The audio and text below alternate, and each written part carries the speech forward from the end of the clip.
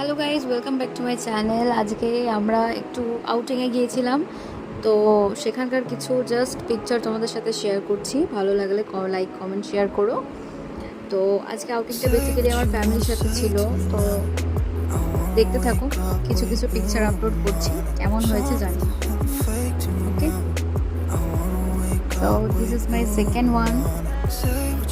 এটা আমার বাড়ির কাছাকাছি একটা রেস্টুরেন্টে গিয়েছিলাম।